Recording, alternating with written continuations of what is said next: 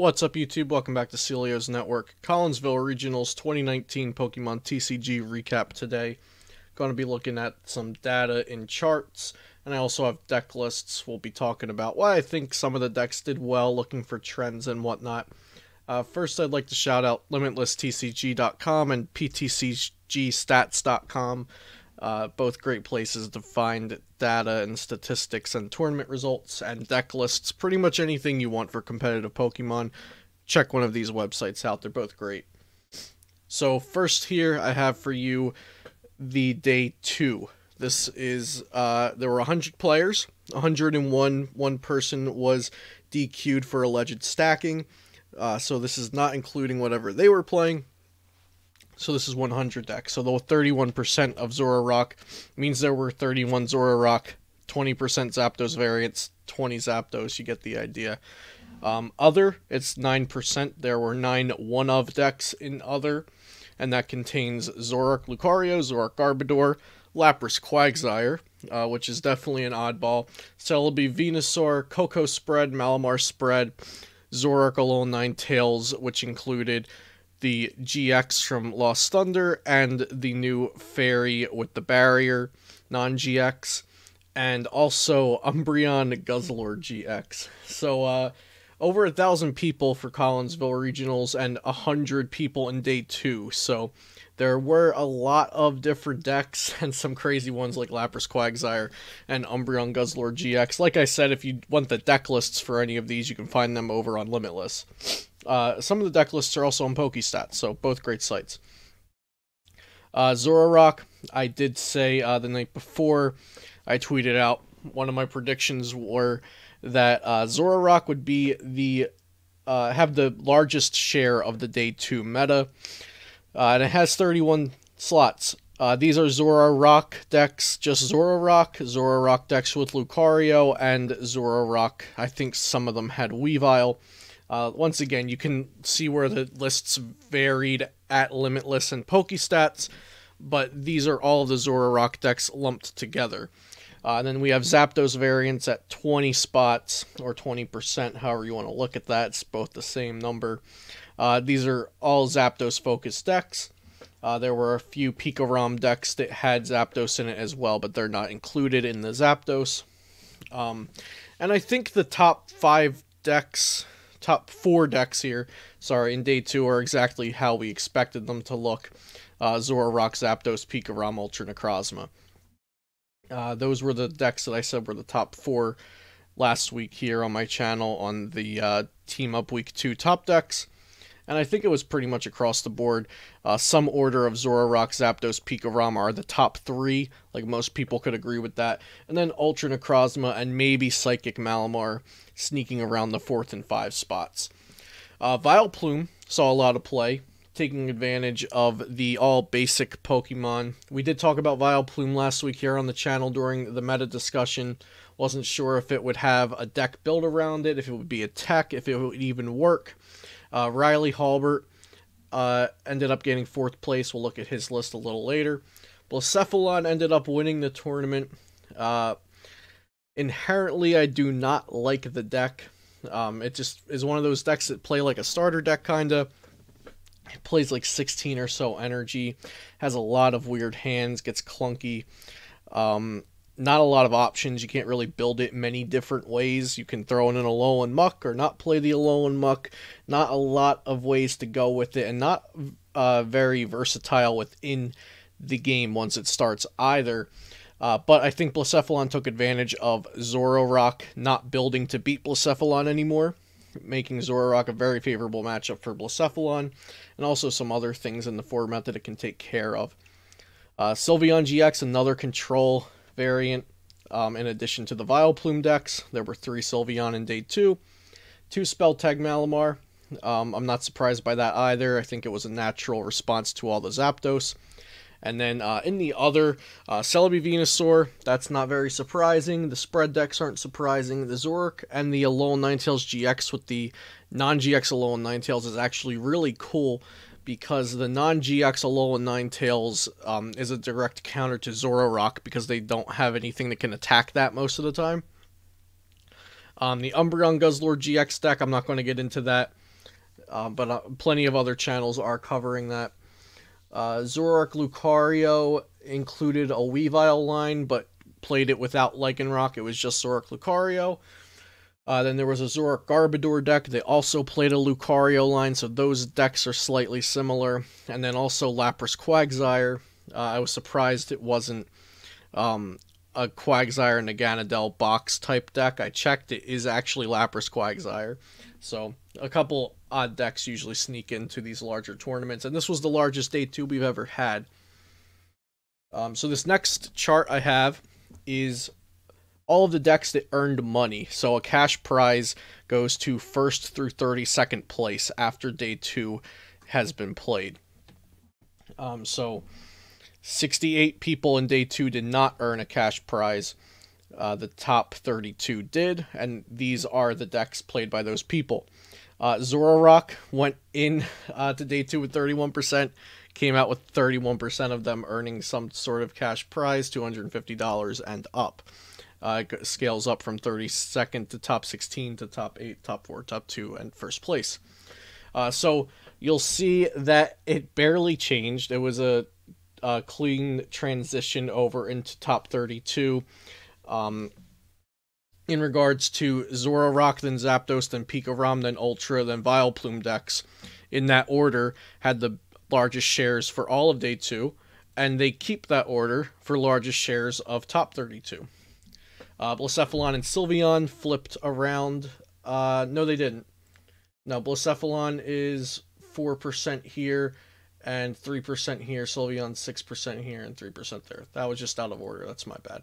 So yeah, they did switch. Okay. Yeah, that was a little confusing. Sorry about that. But yeah, for the most part, the top 5 decks stayed the same. Had a natural transition from day 2 into top 32. And then this next one combines all of it. This is really interesting to me. So the blue lines you'll see on the screen, that's how many were in day 2. The red line is how many were in top 32. And then the yellow line is how many are in top 8. So the only deck that earned more than one top 8 spot was Pikarom. One of the top decks, so not surprising. Buzzwole Lucario, Peter Kika's deck, was the only deck that went in with 1 and came out with a top 8 spot. None of the other one-of decks earned a top 8 spot. And for the most part, again, another clean transition from day 2 to earning money to top 8. It goes in order. The Zoroark had the most day 2 spots, and then had the most spots earning money, made top 8. All 4 of the top decks that were pretty much decided upon before the tournament, like, hey, these are definitely the top 3 decks, and then Ultra Necrozma was probably number 4. They all went in as the top 4 and all had top 8 spots. And then this is a graphic from PokeStats, ptcgstats.com. These are the top 8 and the players. We had first seed down to 8th seed. We had Pikachu Zekrom, Buzzwole Lucario, Ultra Necrozma, Zapdos with Rainbow Energy, so they were playing Baby Buzz, Zoroark Lucario, Vileplume Stall, Blacephalon, and Pikarom, in that order. So Blacephalon won the tournament. I started talking about this a few minutes ago, that inherently I do not enjoy the deck, but I think, Zach Lesage has been piloting the deck for a bit now, and I think he went with the comfort pick that also ended up having good matchups versus Zoroark. So I think it was a low-key, very good choice if you had the correct meta call, that a lot of players that would be making day 2 were choosing to pilot Zoroark for this tournament, and they did not have Blacephalon in mind when building these Zoroark lists, which means most lists were cutting the Kukuis and the Devoured Fields and the Choice Bands to counter other decks like Zapdos and Pikarom, and those Kukuis and Choice Bands and Devoured Fields were very important in countering Blacephalon Naganadel, or at least making the matchup closer. So this is Zach Lesage's first place list. He played something interesting here: 3 Poipole and 4 Naganadel, since he's playing the Ditto Prism and the 1/1 Muck. I thought that was really cool. But like I said earlier, there's not a lot of room to change around these lists. It's pretty cut and dry. You play your Blacefs, you play your Nags, you play Let Loose and a Lele, and the Alolan Muck is a very smart inclusion right now. Some players didn't play it pre-team up, but with Jirachi out, I think Alolan Muck is a must. He also included Erica's Hospitality from the new set in place of 2 of the Lilies. Not bad. But like I said, these lists don't have much room to change, and I do like the cool inclusions, the spice that he threw in there with the 3 Poipole, 4 Nags.